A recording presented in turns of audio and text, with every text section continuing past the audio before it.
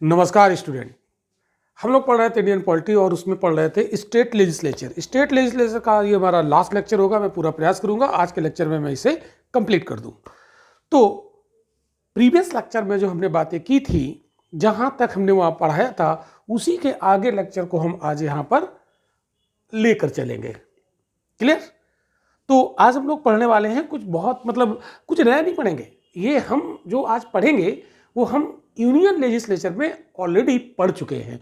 तो जिन बच्चों ने वो लेक्चर नहीं देखे हैं तो आई बटन में पूरी प्लेलिस्ट का लिंक दिया रहेगा, आप वहां पर क्लिक करके आप पूरे के पूरे लेक्चर आप देख सकते हैं। और डिटेल में अगर लेक्चर देखने हैं तो हमारे ऑफिशियल एप्लीकेशन पर जाकर देख सकते हैं। ऑफिशियल एप्लीकेशन कहाँ मिलेगा?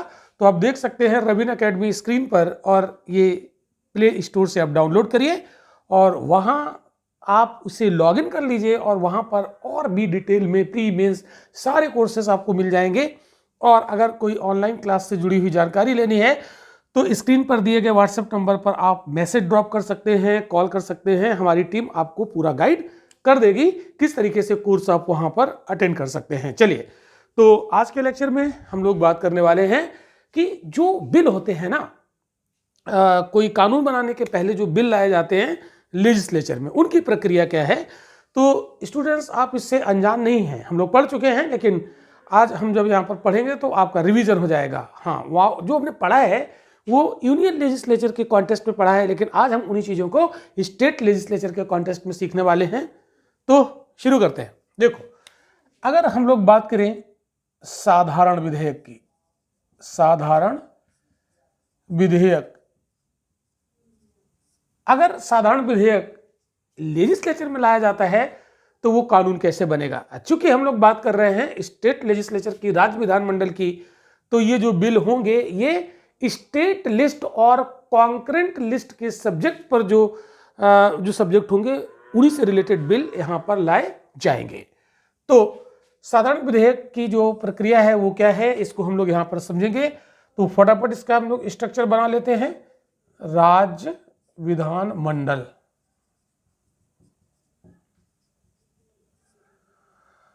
इसके 3 पार्ट हम लोग यहां पर देखें। अब तक तो आप लोगों को बिल्कुल लर्न हो गया होगा। तो एक हो गया हमारा विधानसभा, दूसरा हो गया विधान परिषद, और तीसरा हो गया राज्यपाल। एक चीज याद रखिएगा, जो स्टेट लेजिस्लेचर में बिल लाए जाते हैं वहां पर राष्ट्रपति का भी इन्वॉल्वमेंट हो जाता है अगर राज्यपाल चाहे तो इसलिए राष्ट्रपति का इन्वॉल्वमेंट भी होता है, तो उसको हम यहां पर अलग से बना लेते हैं। हालांकि राष्ट्रपति यहां राज्य विधानमंडल का ये अंग नहीं है, वो तो यूनियन लेजिस्लेचर का अंग है, बट राष्ट्रपति भी इन्वॉल्व हो सकते हैं। कैसे हो सकते हैं ये बात अभी हम लोग सीखेंगे। चलो देखो, हम क्या कर सकते हैं, राज्य के विधानमंडल में अगर कोई सिंपल बिल लाना है तो उस बिल को हम कहाँ ला सकते हैं? किसी भी हाउस में ला सकते हैं। एक बात याद कर लीजिएगा कि अगर किसी राज्य में दोनों हाउस हैं तो हमें यहाँ देखना पड़ेगा कि कहाँ लाएं, तो कहीं भी ला सकते हैं। लेकिन अगर किसी राज्य में विधान परिषद है ही नहीं तो फिर केवल विधानसभा है, तो फिर तो विधानसभा में लाना ही लाना है, तो उसमें तो कोई इफ बट है नहीं। लेकिन कन्फ्यूजन थोड़ी सी कहाँ हो जाएगी? जिन राज्यों में दोनों हाउस हैं। तो इस समय भारत के कितने से राज्य हैं जहाँ पर दोनों हाउस हैं? 6 राज्य हैं। आपको पढ़ाया जा चुका है, आप उसने नोट्स बनाए भी हैं। जिन लोगों ने लेक्चर ना देखे हों वो लोग देख लें, ताकि यहाँ पर लेक्चर को समझने में कोई किसी भी प्रकार की परेशानी, दिक्कत ना हो। ओके, तो 1 मिनट। देखो, सपोज दैट हम साधारण विधेयक को यहाँ लेकर आ गए विधानसभा में, विधान परिषद में मिला सकते हैं, कोई ऐसी दिक्कत वाली बात नहीं है। यहाँ पर इसको लाया गया। अब विधानसभा ने इस बिल को कर दिया पास, और पास होने के बाद गया विधान परिषद के बाद, यहाँ इसने किया पास तो गया विधान परिषद के पास। अब विधान परिषद यहाँ पर क्या करेगी? राज्य की विधान परिषद यहाँ पर क्या करेगी? हो सकता है इसको पास ना करे, पास ना करे। एक तो ये काम कर सकती है, या हूबहू पास कर दे। पास मतलब पारित, पास कर दे, क्लियर।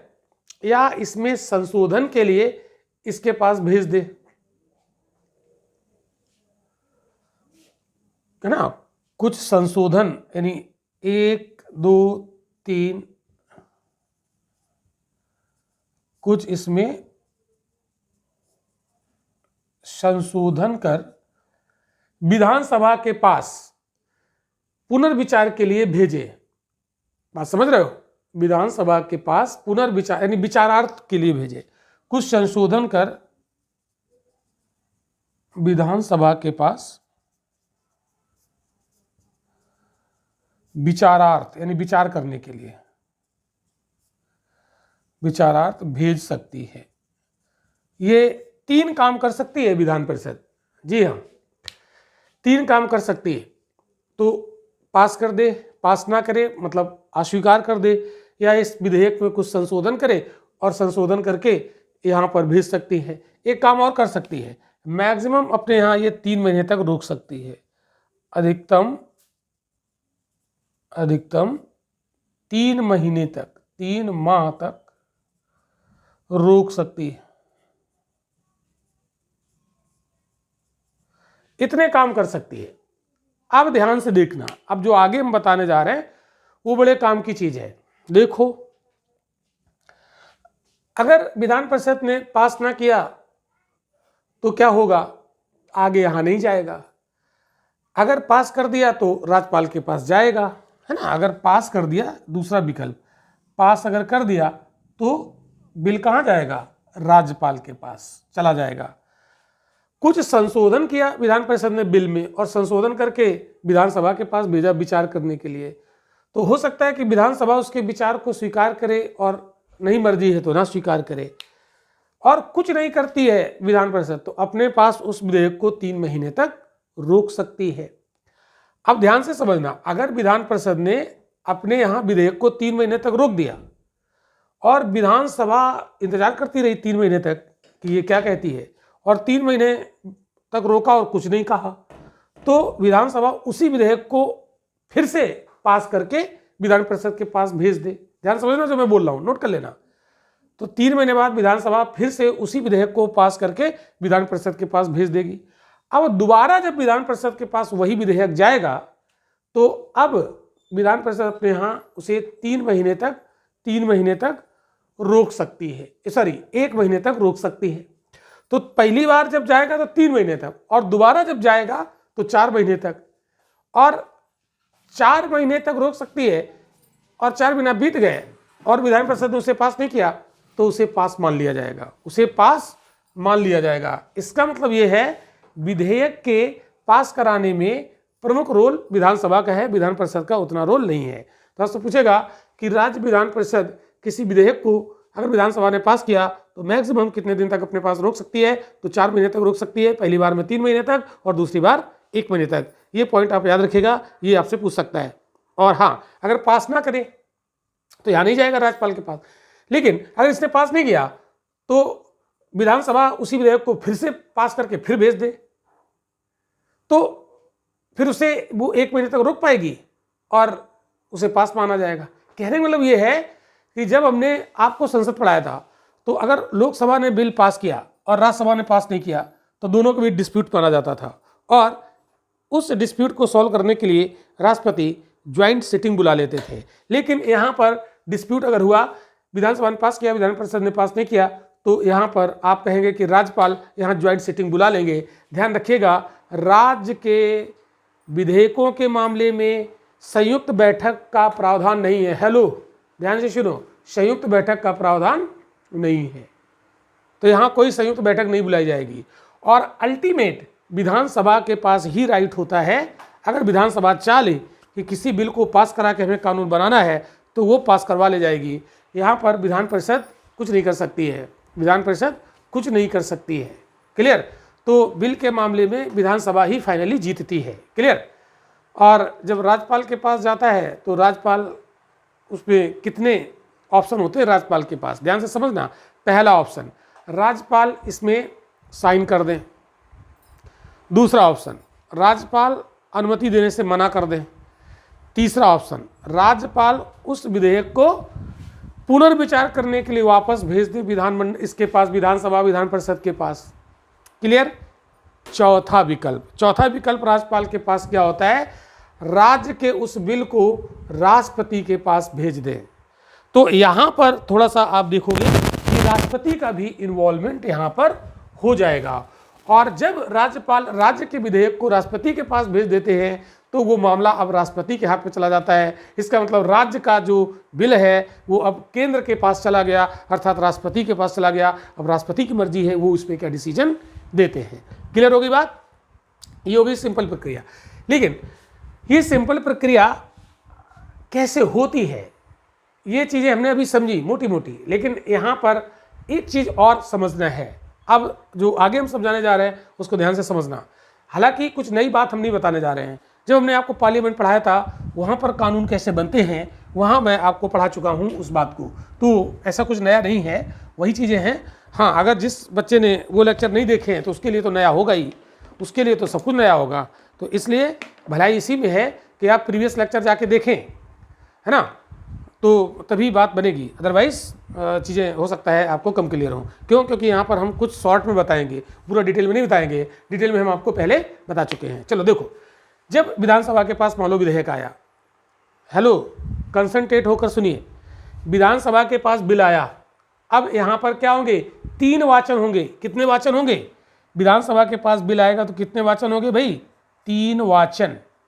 याद करो, यानी 3 बार 3 पठन बोलते हैं उसको। तो इसमें 3 रीडिंग होगी, फर्स्ट रीडिंग, सेकेंड रीडिंग और थर्ड रीडिंग। तो फर्स्ट रीडिंग में क्या होता है, सरकार के गजट में उस विधेयक को शामिल किया जाता है। मोटा मोटा बता रहे हैं, डिटेल में पढ़ना है तो संसद वाला लेक्चर आप देखिए, पार्लियामेंट के 7-8, मुझे लगता है 8-9 लेक्चर मैंने पढ़ाए हैं, उसको आप देखिए तो वहाँ पर आपको ये डिटेल में मिलेगा।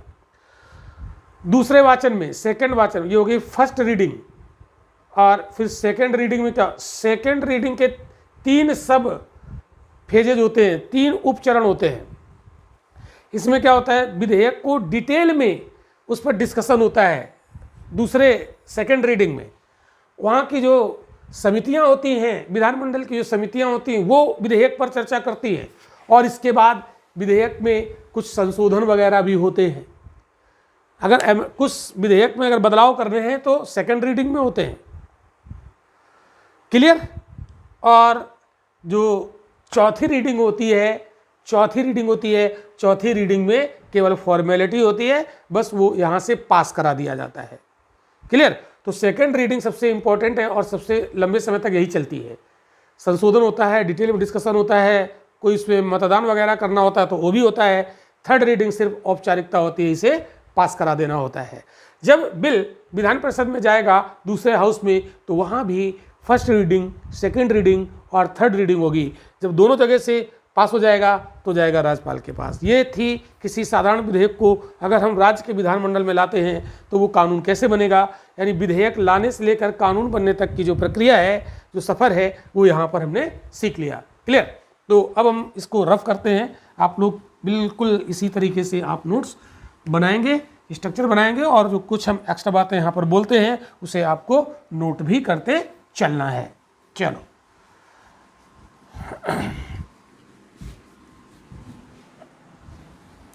अब हम लोग बात करते हैं मनी बिल को लेकर। तो मनी बिल में कोई खास हम अलग कोई चीज़ें नहीं बता रहे हैं ना, तो ये बड़ा आसान है। धन विधेयक, अच्छा, जो धन विधेयक होता है, ये धन विधेयक है कि नहीं है, इसे डिसाइड कौन करता है? तो इसे डिसाइड कौन करता है? स्पीकर ऑफ लोकसभा, और राज्य में स्पीकर ऑफ विधानसभा। क्लियर। और अगर उसने कह दिया कि ये बिल मनी बिल है तो उसे न्यायिक मतलब कोई उसका न्यायिक पुनर्विलोकन नहीं होगा, उसमें न्यायालय में कोई चैलेंज नहीं होगा, यानी उसका इस पर दिया गया डिसीजन फाइनल माना जाएगा। ओके, चलो, ये हम लोग चीज़ें डिस्कस कर चुके हैं, कई बार डिस्कस कर चुके हैं, एक बार नहीं। तो बार बार इसलिए बोलते रहते हैं कि तो ताकि कुछ चीज़ें आपको इतने बार सुन ले कि वो आपके दिमाग में एकदम बिल्कुल फिट हो जाए। ओके, चलो, तो मनी बिल की बात हम करते हैं। तो मनी बिल, अगर आपने केंद्र का मनी बिल पढ़ा है तो यहाँ पर वही सेम प्रक्रिया है, इसमें कुछ भी नया नहीं है। देखो क्या है, इसको मैं रब बेकार कर दिया, चलो वही करते हैं। यानी हम बात करें विधानमंडल, वही स्ट्रक्चर बनाना पड़ेगा, धोखे से मैंने इसको रब कर दिया, चलो कोई दिक्कत नहीं, तुरंत बन जाएगा, 2 सेकंड लगेंगे। तो यहाँ पर हमने लिया विधानसभा, विधानसभा, और यहाँ लिया विधान परिषद। कोई भी बुक आप पढ़ो, कुछ भी पढ़ो, तुरंत नोट्स बनाओ, है ना, कैसे स्ट्रक्चर बना के, ये बेस्ट तरीका है, स्मार्ट तरीका है। और यहाँ हमने लिया राज्यपाल। हाँ, चूँकि थोड़ा राष्ट्रपति का भी इन्वॉल्वमेंट हो जाता है तो हम राष्ट्रपति को भी यहाँ पर इन्वॉल्व करेंगे साइड से। तो अगर मनी बिल है तो मनी बिल हमेशा कहाँ आता है, जो जनता का सदन होता है, अर्थात जिस सदन का चुनाव जनता सीधे करती है, तो वो है लोअर हाउस। तो चूंकि धन तो किसका होता है ना, धन किसका होता है भाई, जनता का। तो जनता जिसका डायरेक्ट चुनाव करती है वहीं पर मनी बिल लाया जाता है। और मनी बिल लाने के पहले राज्यपाल की पूर्व अनुमति लेनी पड़ती है। तो राज्य में अगर मनी बिल लाना है तो राज्यपाल की पूर्व अनुमति से विधानसभा में लाया जाएगा। और अगर विधानसभा ने पास किया, अगर विधानसभा ने पास कर दिया, यहाँ से पारित कर दिया, पारित किया, तो कहाँ जाएगा, विधान परिषद के पास जाएगा भाई, है ना। ये तो बड़ी आसान सी बात है। एक मिनट, तो कहाँ जाएगा भाई, विधान परिषद के पास जाएगा, यानी दूसरे सदन के पास जाएगा। देखो यहाँ आ गया भी, अब मनी बिल कहाँ आ गया, यहाँ पर पहुँच गया। अब मनी बिल यहाँ जाएगा, और जिस राज्य में विधान परिषद है नहीं वहाँ तो बल्ले बल्ले, कोई दिक्कत ही नहीं, है ना। विधानसभा ने पास कराया, राज्यपाल के पास भेजा, राज्यपाल उस पर साइन कर देंगे, नहीं भी करेंगे तो ज़्यादा 14 दिन तक उसे रोक सकते हैं और वो फाइनल पूरी प्रक्रिया उसकी मानी जाएगी। लेकिन जहाँ विधान परिषद मौजूद है वहाँ की बात हम लोग कर रहे हैं, जैसे उत्तर प्रदेश है, महाराष्ट्र है, बिहार है, कर्नाटक है, तेलंगाना है, आंध्र प्रदेश है, वहाँ 6 राज्य हैं, तो यहाँ आएगा। अब मनी बिल पर विधान परिषद क्या क्या करेगी, ध्यान समझो, क्या क्या करेगी। मनी बिल पर ये अस्वीकृति कभी नहीं करेगी, यानी मना कभी नहीं करेगी, मना करने का राइट नहीं है। पॉइंट लिखो, क्या क्या डिसीजन लेगी, मना नहीं कर सकती, नंबर 1 मना नहीं कर सकती।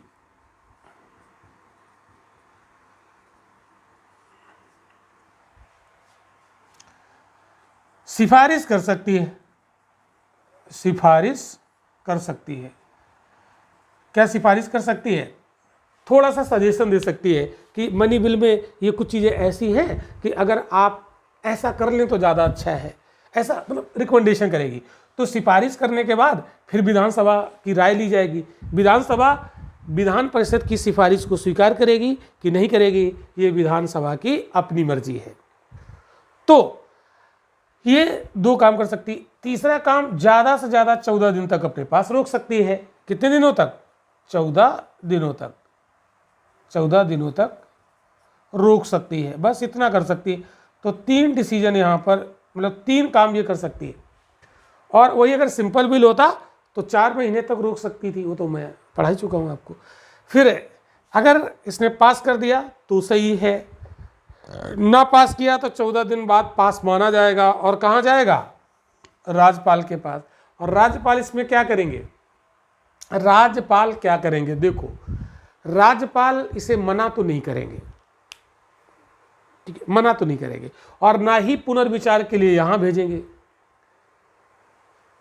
हो सकता है कि वो साइन ना करें, तो 14 दिन तक ये अपने पास रोक सकते हैं। 14 दिन बाद इनकी अनुमति भी मान ली जाएगी, मौन स्वीकृति मान ली जाएगी कि राज्यपाल ने स्पष्ट तौर पर तो नहीं कहा, लेकिन मौन स्वीकृति। हाँ, राज्यपाल एक काम कर सकते हैं, इस बिल को राष्ट्रपति के पास भेज सकते हैं, राष्ट्रपति के पास भेज सकते हैं, पुनर्विचार के लिए नहीं भेजेंगे। जैसे सिंपल बिल को पुनर्विचार के लिए भेजा जाता था, यहाँ पुनर्विचार के लिए नहीं भेजा जाएगा, ये काम भेज सकते हैं राष्ट्रपति के पास, और राष्ट्रपति के पास पावर हो जाएगी। यानी राज्य का जो धन विधेयक है अब किसके हाथ पर चला जाएगा, केंद्र के हाथ पर चला जाएगा, और राष्ट्रपति चाहें तो उसे मना भी कर सकते हैं। हेलो, ध्यान से सुनना, राष्ट्रपति चाहें तो उसे मना भी कर सकते हैं। क्लियर। तो यहाँ पर थोड़ी राष्ट्रपति के पास पावर ज़्यादा हो जाती है। आई होप कि आपको ये बात समझ में आ ही गई होगी। चलो, तो ये था मनी बिल। हो गई बातें, बहुत अच्छे। चलो और पढ़ते हैं आगे।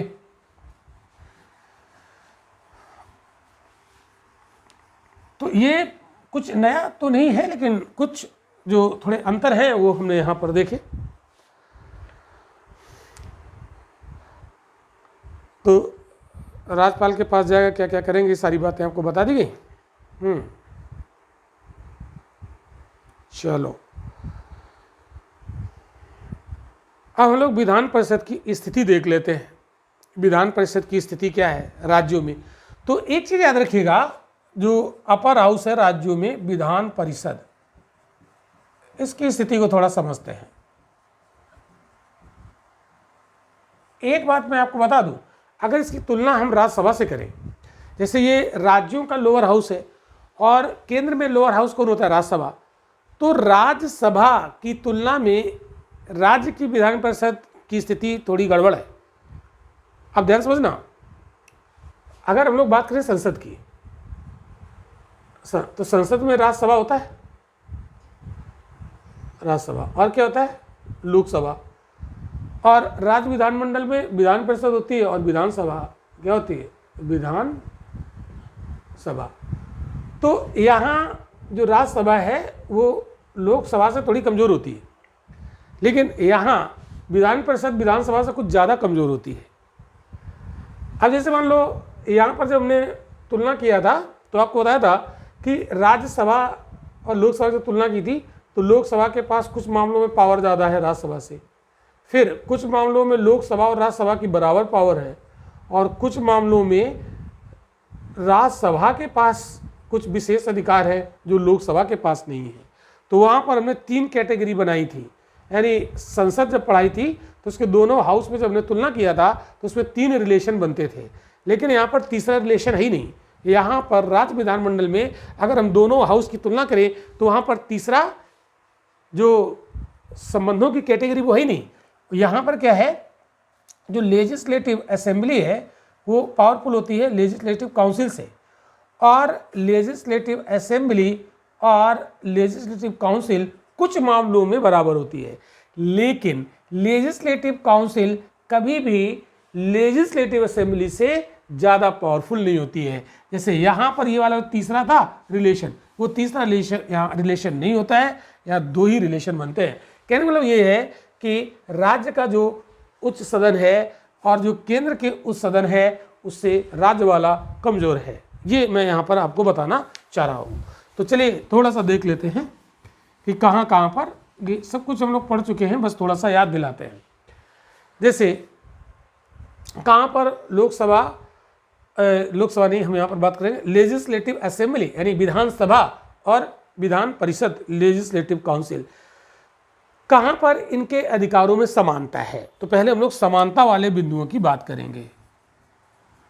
समानता, ये वाला दूसरा रिलेशन। तो जैसे अभी हमने देखा सिंपल बिल, सिंपल बिल के मामले में,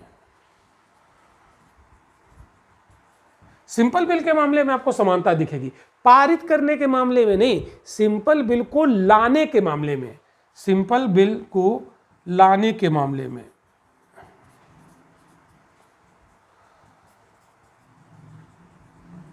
कहने का मतलब है कि सिंपल बिल आप चाहे लेजिस्लेटिव असेंबली में लाएं और चाहे लेजिस्लेटिव काउंसिल में लाएं, कहीं भी ला सकते हैं, यहाँ तो समानता है। बट पारित होने के मामले में डोमिनेंट तो लोकसभा ही, ये लेजिस्लेटिव असेंबली यानी विधानसभा ही होती है, क्योंकि सिंपल बिल को ज़्यादा से ज़्यादा बार बार लोकसभा का नाम याद आ रहा है, लेजिस्लेटिव काउंसिल ज़्यादा से ज़्यादा अपने पास 4 महीने रोक सकती है। लेकिन यही अगर हम केंद्र की बात करें तो अगर वहाँ लोकसभा पास करती है तो राज्यसभा उसे निरस्त भी कर सकती है ना, और बिल समाप्त भी हो सकता है, लोकसभा कुछ नहीं कर सकती है। यहाँ अगर लेजिस्लेटिव काउंसिल अर्थात विधान परिषद उसे निरस्त करे तो लेजिस्लेटिव असेंबली उसे दोबारा पास कर देगी, तो फिर वो फिर तो प्रक्रिया कंप्लीट हो जाएगी, है ना। तो लेजिस्लेटिव काउंसिल कभी भी किसी भी बिल को समाप्त कर ही नहीं सकती है। क्लियर। तो यहाँ पर थोड़ी सी समानता आपको दिखेगी, साधारण विधेयक के लाने के मामले में, पारित होने के मामले में नहीं। पारित होने के मामले में तो लेजिस्लेटिव असेंबली यानी विधानसभा ही डोमिनेंट होती है। क्लियर, यानी ज़्यादा प्रभावी है कौन, लेजिस्लेटिव असेंबली। अब दूसरा जो सिचुएशन देखोगे राज्यपाल द्वारा जारी अध्यादेश को स्वीकृति देने के मामले में, है ना, राज्यपाल द्वारा जारी अध्यादेश को स्वीकृति देने के मामले में हेलो स्टूडेंट, आप ये बताओ, राज्यपाल अध्यादेश जारी करते हैं, किस आर्टिकल के तहत पावर है? जल्दी बोलो, कमेंट बॉक्स में आंसर दीजिएगा। तो पढ़ा चुका हूँ चूंकि, तो अध्यादेश जब राज्यपाल ने जारी कर दिया, तो अगर किसी राज्य में दोनों हाउस हैं तो फिर दोनों हाउस से अध्यादेश की स्वीकृति लेना जरूरी हो जाता है। तो यहाँ पर अध्यादेश को स्वीकृति देने के मामले में लेजिस्लेटिव असेंबली और लेजिस्लेटिव काउंसिल का बराबर यहाँ पर राइट दिखेगा। ये समानता आपको यहाँ पर दिखेगी। नेक्स्ट समानता, अगर हम लोग तीसरी समानता यहाँ पर इक्वेलिटी की बात करें, तो मंत्रियों के, है ना, मुख्यमंत्री और मंत्रियों के चयन में सीएम और अन्य मंत्रियों के चयन में कहने मतलब ये है कि जो मुख्यमंत्री होते हैं, मुख्यमंत्री महोदय या अन्य मंत्री होते हैं, उनका चयन चाहे तो आप विधान परिषद से कर सकते हैं और चाहे तो कहाँ से कर सकते हैं, विधानसभा से। यहाँ ऐसा कोई बाउंडेशन नहीं है। तो इस मामले में भी दोनों में इक्वेलिटी आपको दिख सकती है। क्लियर? और देखो इक्वेलिटी कहाँ कहाँ दिख सकती है। चौथा, जैसे कुछ रिपोर्ट होते हैं, जैसे राज्य वित्त आयोग का रिपोर्ट होता है, राज्य लोक सेवा आयोग का रिपोर्ट होता है, भारत के जो नियंत्रक एवं महालेखा परीक्षक की रिपोर्टों पर विचार, नियंत्रक एवं महालेखा परीक्षक नहीं, हम यहाँ पर वो बोल देंगे एडवोकेट जनरल, महाधिवक्ता, उनकी रिपोर्टों पर विचार दोनों हाउस करते हैं। क्लियर? यानी विधान परिषद भी और विधानसभा, लिख लीजिएगा उसको, मैंने लिखा नहीं है। नेक्स्ट, राज्य लोक सेवा आयोग के न्याय क्षेत्र में अगर वृद्धि करनी है तो दोनों मिलकर वृद्धि करेंगे, लोक क्या बोलते हैं, legislative assembly and legislative council. Clear होगी बात? लेकिन समानता वाले बिंदु हमने देखे, अब हम लोग देखेंगे वो चीज़ें, वो स्थितियां जहां पर लेजिस्लेटिव असेंबली लेजिस्लेटिव काउंसिल से ज़्यादा पावरफुल है। तो कहाँ पावरफुल दिखेगी? साधारण विधेयक को पारित करने के मामले में, धन विधेयक के मामले में। क्लियर? विधान परिषद की सिफारिशों को स्वीकार या अस्वीकार कर सकती है ना, धन विधेयक के मामले में। तो धन विधेयक के मामले में तो वैसे भी डोमिनेंट रहती है वो। कोई विधेयक वित्त विधेयक है या नहीं, उसे कौन डिसाइड करता है? विधानसभा का प्रिसाइडिंग ऑफिसर, ना कि विधान परिषद का प्रिसाइडिंग ऑफिसर। ध्यान रखिएगा। तो कोई विधेयक धन विधेयक है, ये कौन डिसाइड करेगा? कहाँ से डिसीजन मिलेगा? लेजिस्लेटिव असेंबली से मिलेगा डिसीजन, ना कि लेजिस्लेटिव काउंसिल से। क्लियर? तो अगर आपसे पूछ दिया जाए साधारण विधेयक को पारित कराने के मामले में अंतिम शक्ति किसके पास है, तो अंतिम शक्ति किसके पास है भाई? विधानसभा के पास है, विधान परिषद के पास नहीं है। और धन विधेयक के मामले में तो है ही। ओके। और देखो, जैसे राज्य सरकार का जो बजट होता है, तो बजट में जो अनुदान की मांगे होती हैं, मैं पढ़ा चुका हूं, बस केवल डिस्कस कर रहा हूं। जो डिमांड ऑफ ग्रांट होती है उनमें तो मतदान केवल विधानसभा ही करेगी, विधान परिषद को कोई राइट नहीं है। तो उस स्थिति में भी विधानसभा विधान परिषद से ज़्यादा शक्तिशाली होती है। कि मतलब ये विधान परिषद बिल्कुल मतलब कुछ है ही नहीं बेचारी, है ना, बड़ी कमज़ोर है। और जैसे सरकार को गिराने के मामले में तो अविश्वास प्रस्ताव, नो कॉन्फिडेंस मोशन कहाँ लाया जाएगा? लोकसभा में। और यहाँ राज्य की बात करें तो विधानसभा में। सरकार के गिराने में लेजिस्लेटिव काउंसिल का कोई रोल नहीं है। अगर विश्वास प्रस्ताव ला रहा है तो भी लोकसभा में ही लाया जाएगा या राज्य में विधानसभा में लाया जाएगा, है ना। लेजिस्लेटिव काउंसिल यानी विधान परिषद में नहीं लाया जाएगा। क्लियर हो गई बातें? और देखो अगर जो मंत्री परिषद होती है, काउंसिल ऑफ मिनिस्टर, यानी सीएम और उनके जितने भी सहयोगी मंत्री होते हैं, वो सामूहिक रूप से किसके प्रति उत्तरदायी होते हैं? लेजिस्लेटिव असेंबली के प्रति उत्तरदायी होते हैं, ना कि लेजिस्लेटिव काउंसिल। अर्थात जो भी मंत्री हैं उनको जवाबदेही किसके प्रति होती है? विधानसभा के प्रति, जनता के हाउस के प्रति, है ना कि लेजिस्लेटिव काउंसिल के प्रति। अब ये जो हमारी मंत्री परिषद की आलोचना वगैरह ये सब ये विधान परिषद नहीं करेगी, क्लियर? तो ये सारी चीज़ें यहाँ पर आप देख सकते हो। ओके, और देखो, और अब आप देखो जो हम अगला पॉइंट बताने जा रहे हैं वो तो बिल्कुल आपको क्लियर कर देगा कि लेजिस्लेटिव काउंसिल की स्थिति कितनी खराब है। आपको मैंने पढ़ाया था कि किसी राज्य में लेजिस्लेटिव काउंसिल का गठन कौन करवा सकता है? Legislative assembly. आर्टिकल कौन सा, जल्दी बोलो, आर्टिकल कौन सा है? 169 में क्या पावर है? विधानसभा को लगता है कि हमें लेजिस्लेटिव काउंसिल चाहिए, तो लेजिस्लेटिव असेंबली अपने उपस्थित और मतदान करने वाले सदस्यों के 2/3 बहुमत से इसके गठन का प्रस्ताव पास करे और वो प्रस्ताव लोक संसद के पास भेज दे। संसद साधारण बहुमत से लेजिस्लेटिव काउंसिल का गठन कर देगी उस राज्य के लिए। अब मान लो गठन करा लिया, लेकिन अगर कुछ दिन बाद लगा इस विधानसभा को कि बेकार है, जरूरत नहीं है इसकी, तो लेजिस्लेटिव असेंबली फिर से रिकमेंडेशन भेज देगी संसद के पास कि अब इसे ख़त्म कर दो, इसकी ज़रूरत नहीं है, तो ये ख़त्म हो जाएगी। कहने मतलब ये है कि विधानसभा जब चाहे तब विधान परिषद का गठन करवा सकती है और जब ना चाहे तो उसे, है ना, तो उसको लगा कि इसकी ज़रूरत नहीं है तो इसको हटाने की, समाप्त करने की रिकमेंडेशन करेगी और संसद उसे समाप्त कर देगी। कहने का मतलब ये है, निष्कर्ष ये कहता है कि लेजिस्लेटिव काउंसिल का अस्तित्व यानी एग्जिस्टेंस डिपेंड करता है लेजिस्लेटिव असेंबली पर। तो इससे आपको यही पता चल रहा है कि लेजिस्लेटिव काउंसिल के पास कोई खास पावर होती नहीं है। क्लियर? तो ये सारी बातें यहाँ पर हम लोगों ने देख ली हैं। तो आज के लेक्चर में बस इतना ही बचा हुआ था और आज के लेक्चर के साथ हमारा कंप्लीट होता है राज्य का विधान मंडल। अब हमारे कॉन्स्टिट्यूशन में बचे हैं कुछ गिने चुने टॉपिक। फॉर एग्जांपल, जैसे आपको थोड़ा सा बताना है मुझे इलेक्शन कमीशन ऑफ इंडिया और इलेक्शन कमीशन ऑफ स्टेट, ये बताना है, और हमें बताना है पंचायती राज व्यवस्था, उस पर लेक्चर लेना है। और क्या बच गया?